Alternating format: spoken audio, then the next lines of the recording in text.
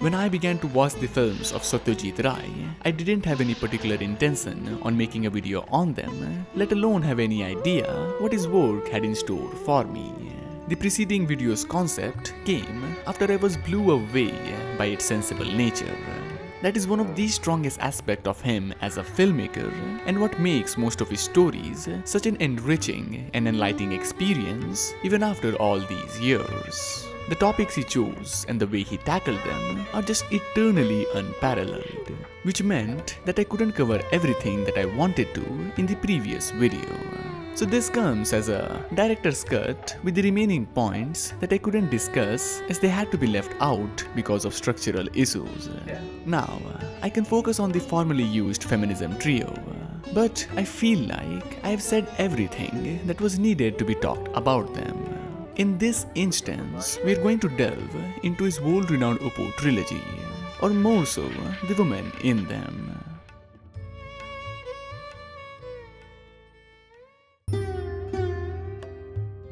Although it is Apurvo's journey that is prioritized in here, his older sister Durga offers us a glimpse of what innumerable Indian girls have to deal with. The unnecessary challenges and lifelong duties which are almost set in stone way before their birth, particularly the concept of marriage in their life, which isn't just a step, but something that defines and dictates the direction of their entire existence. Even from a young age, the family contemplates about her marriage, which is quite common for girls from here, right when they reach the adolescent phase. In a way, they become a burden for them as they have to collect enough funds so they can offload their child into another family. So before that period, they are taught every household chores that they have to perfect in order to be married into a reputed and well-to-do house. That is their prime objective, and until that stage, their needs and desires are suppressed or allowed to be overlooked as they are bound to leave their home.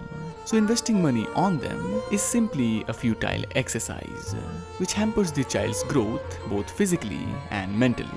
Their individuality as a person is utterly crushed from their youth days.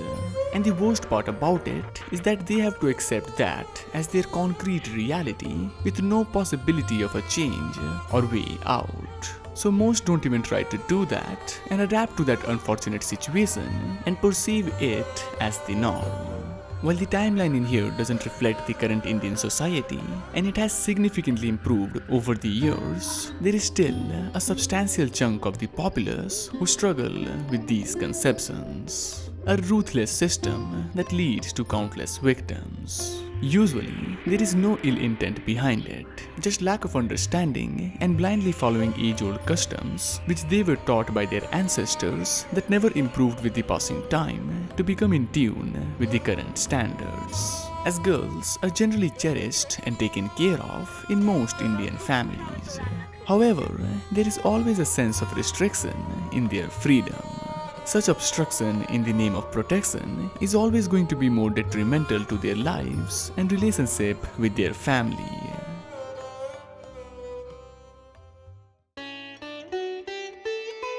Tragedy is a constant theme in the Oppo trilogy, and one of the worst recipients of it is Apurvo's wife, Aparna, who is introduced in his life and the story in an abrupt manner that brings forth an element of uncertainty in everything. Her induction isn't easy for both parties, but I want to shed a light onto the whole endeavor which led to that matrimony. Even though Apurvo tries his best to transform himself into a modest husband, most in his situation don't. More than often, arranged marriages of this sort bound the woman to the role of a housewife. Not forced per se, but they are rarely encouraged to move outside of that parameter, at least without the supervision of their elders. They are kept inside in pristine condition, adorned in elegant jewels and elaborate dresses. Every need of theirs is taken care of. However, they don't have the privilege to ask or demand something to their liking without facing scrutiny, particularly anything that is considered to be atypical for a woman, ranging from personal desires to even vital necessities, ending up as an unpaid and overworked mannequin. simply functioning as a trophy for the family, meant to be showcased to others and flaunted about their beauty or industrial nature.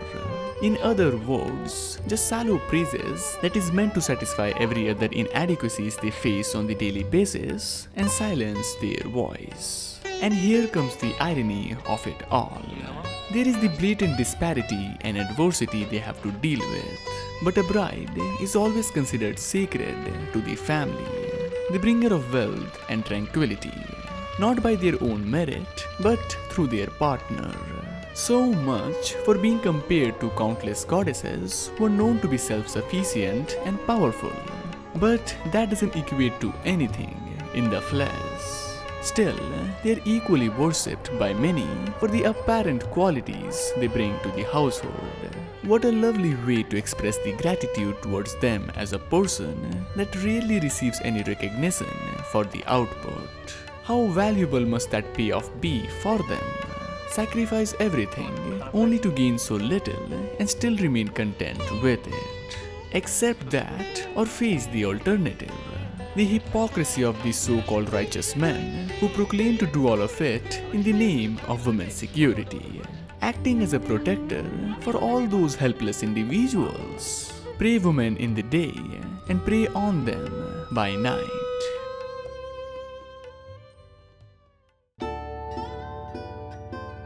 Apart from Apurvo, another character who has to face the harsh side of humanity for a prolonged amount of time is his mother Sarbojoya, who goes through a couple of interesting transitions between the first two films. The former comes with an obvious change in her life when she gives birth to her second child. Right in that moment, every inch of her body became completely devoted to her children, and nothing can be enjoyed as her own.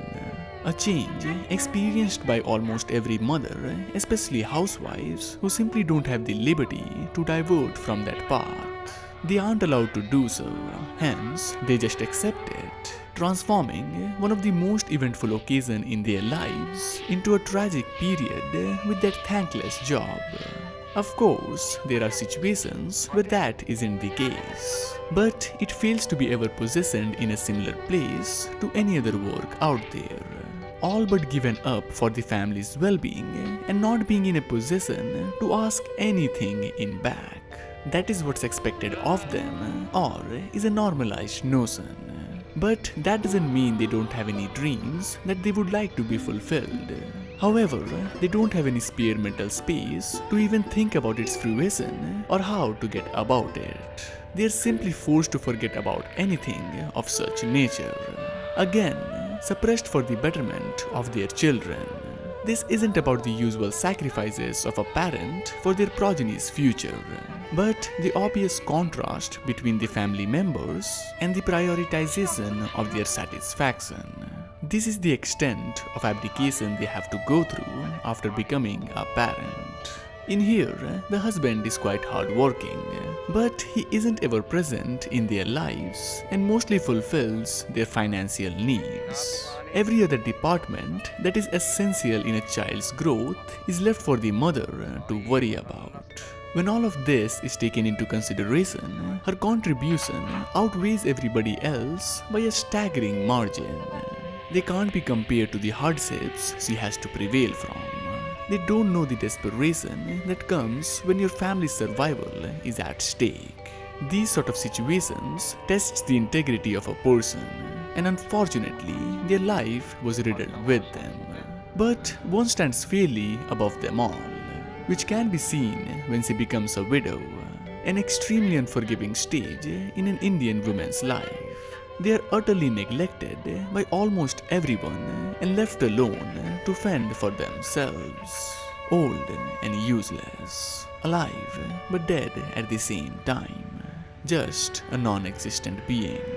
They are hardly concentrated in ways that actually benefits them in a positive manner, with no one to rely on but only become dependent on them. This is what we offer them after they renounce their needs over others. The lack of a man's protection also means the lack of any sustainability. By the end, they are generally left alone, with nothing but the brute outcome that is the reality of of millions of mothers.